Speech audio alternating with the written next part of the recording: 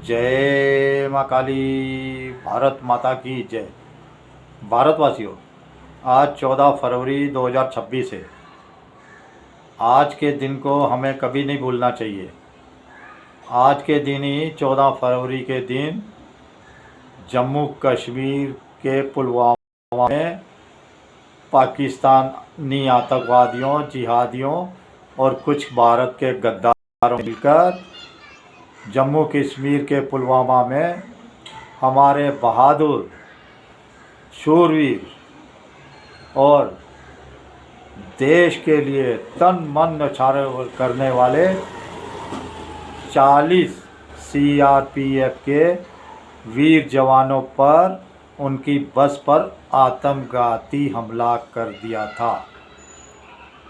उस जिहादियों, कायरों, आतंकवादियों और सूअर की औलादों के हमले में जो कायरतापूर्ण हमला था, हमारे सीआरपीएफ के 40 बहादुर जवान उस आत्मघाती हमले में उच्च वीर गति को प्राप्त हो गए थे। आज मैं उन सभी जवानों को विनम्र श्रद्धांजलि देता हूँ और वो हमारे बहादुर जवान जहाँ भी होंगे, जिस जगह भी होंगे, वो मैं माँ काली से, देवों के देव हर हर महादेव जी से कहता हूँ, उन्हें अपने चरणों में जगह देना और उनके परिवार जनों को ताकत देना और उनके परिवारजनों को कोई दुख तकलीफ़ ना आए। मैं उन जवानों को हृदय से, दिल से श्रद्धांजलि देता हूँ। भारतवासियों, याद करिए, आज के दिन ही सुषमा स्वराज जी की भी जन्म जयंती है। सुषमा स्वराज जी को याद करिए। सुषमा स्वराज जी की जन्म जयंती पर भी मैं उन्हें नमन करता हूँ। सुषमा स्वराज जी का यूएनजीए में भाषण याद करिए। भारतवासियों, उन्होंने कहा था कि आतंकवाद की विचारधारा आग की तरह फैल रही है। पाकिस्तान आतंकवाद को निर्यात करने वाला एक दुनिया का प्रथम और मुख्य देश है। और पाकिस्तानियों, दुनिया वालों, सुनो, हमने अंतरिक्ष के क्षेत्र में विश्व प्रसिद्ध संस्थान बनाए। पाकिस्तान वालों, तुमने क्या बनाया?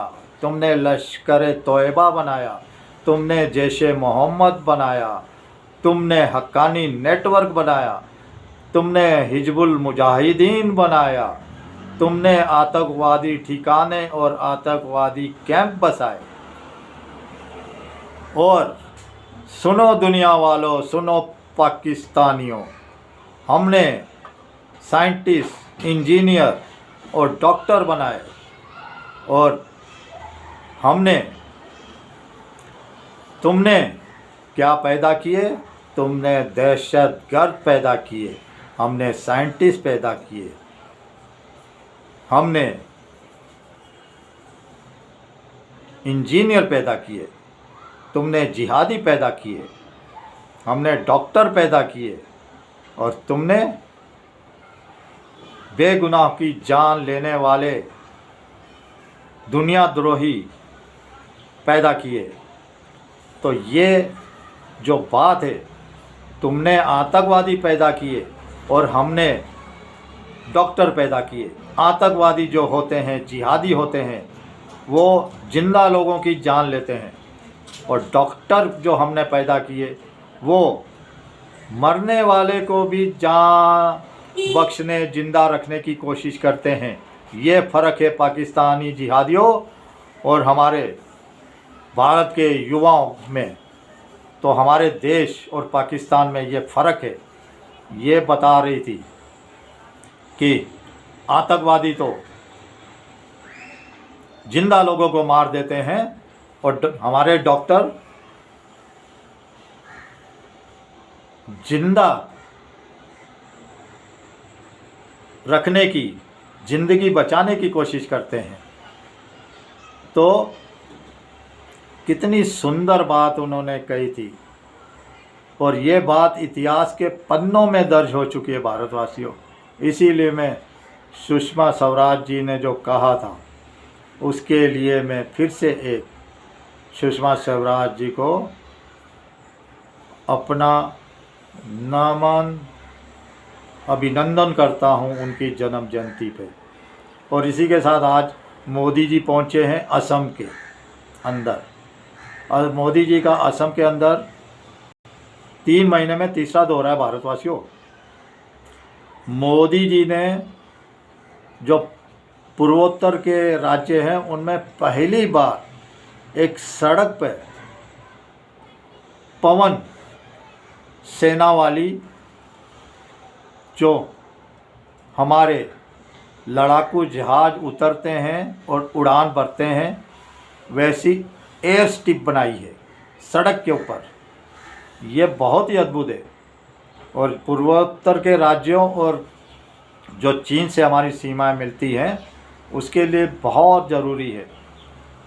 कभी चीन या पाकिस्तान के हमले में कोई हमारी सैनिक वायु हवाई पट्टी क्षतिग्रस्त हो जाती है तो ये जो सड़क पे रनवे बना है ये पवन वेग की तरह इस सड़क पर हमारे जो लड़ाकू जहाज है उतर सकेंगे और उड़ान भर सकेंगे। इसी असम की डिब्रूगढ़ की सड़क हवाई पट्टी पर हमारे पवन पुत्र जो हमारे वायु से वो उतर सकेंगे और उड़ान भर सकेंगे।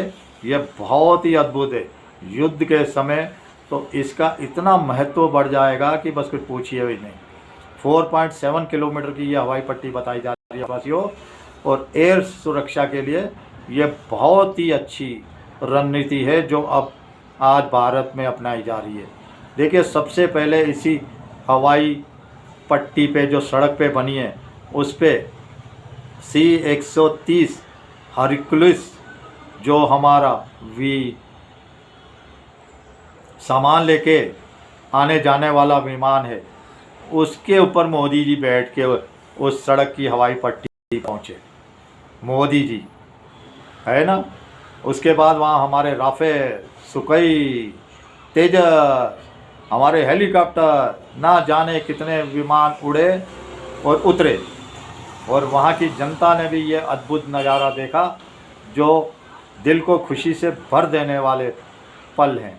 ऐसा देश हमारे आगे बढ़ रहा है। हमारे पुलवामा के सैनिक भी आज देख रहे होंगे जहाँ पे भी प्रभु के चरणों में बैठे होंगे वो भी मंद मंद मुस्कुरा रहे होंगे। देखिए हमारे सैनिकों ने कभी रोना धोना नहीं सीखा। हमारे जो सनातनी योद्धा हैं, सनातनी युवा हैं, हमारी सनातनी बेटियों ने कभी रोना धोना नहीं सीखा। वो हमदम खुश और प्रसन्न ही रहते हैं। और इसी के साथ देखिए अमी गाँव नामक वहीं पे असम के अंदर राष्ट्रीय डाटा सेंटर का भी आज परचम लहराने वाले मोदी जी। तो ये बहुत आगे लेके जा रहे हैं मोदी। लेकिन मोदी जी गलतियां भी बीच बीच में करते जा रहे हैं, लेकिन मैं क्षमा करता हूं सब गलतियों के लिए कि देश को मोदी जी कितना आगे ले जा रहे। दूसरी तरफ देखो आज पुलवामा हमले के दिन ही मैं आपको एक बात बताता हूं। अकबरुद्दीन ओवैसी जो ओवैसी का छोटा मौलाना है वो योगी जी को ललकार रहा है। योगी जी मैं आ रहा हूँ उत्तर प्रदेश में, ओए अकबरुद्दीन, ओए अकबरुद्दीन, अरे अपने भाई को भी साथ ले आना।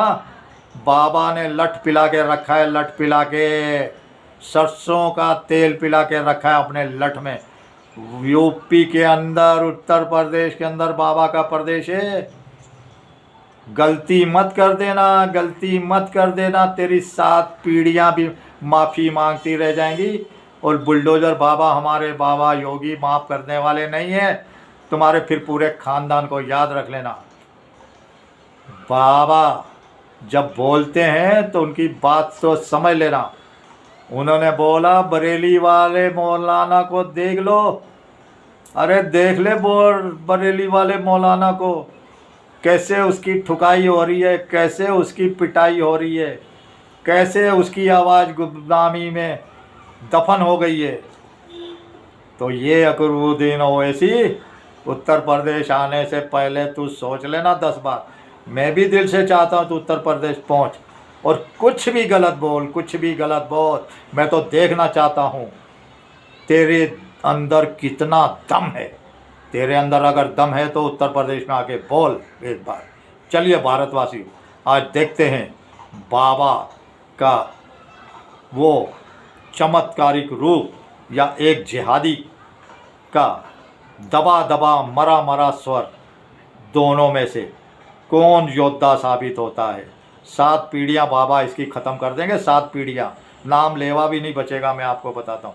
चलिए आपका क्या सोच है आज के फिर से एक बार पुलवामा हमले के CRP के एफ के हमारे 40 जवानों को विनम्र श्रद्धांजलि। उनके परिवारों के प्रति मेरी ओर से, देश की ओर से